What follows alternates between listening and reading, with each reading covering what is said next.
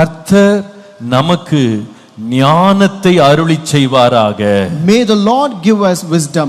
கர்த்தர் உனக்கு ஞானத்தையும் உணர்வையும் அருளி செய்து உன் தேவனாகிய கர்த்தரின் நியாயப்பிரமாணத்தை கைக்கொண்டு இஸ்ரவேலை ஆளும்படி உனக்கு கட்டளையிடுவாராக. இந்த சாலமோன் மேல் ஞானம் ஆசீர்வாதமாய் வெளிப்பட்டதுனால அவன் வாழ்க்கையிலே வந்த 7 நன்மைகள் அல்லது 7 ஆசீர்வாதங்களை உங்களுக்கு நான் சுட்டிக்காட்ட விரும்புகிறேன். இந்த ஞானம் அவனுக்கு கொண்டு வந்த முதல் ஆசீர்வாதம், ஞானம் ஜனங்களை நம்மண்டை கொண்டு வரும். ஞானம் கொடுக்கிற 2வது ஆசீர்வாதம் ஒரு பெரிய பிரபலம் அல்லது பெயர். இந்த ஞானம் அவனுக்கு சமாதானத்தை பெற்று தந்தது.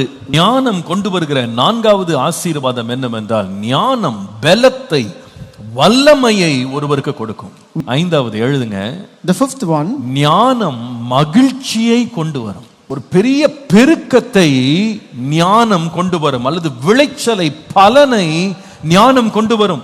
ஆண்டவர் சாலமோனுக்கு ஞானத்தை கொடுத்ததுனால அவனுக்கு கிடைத்த 7வது ஆசீர்வாதம் செழிப்பு.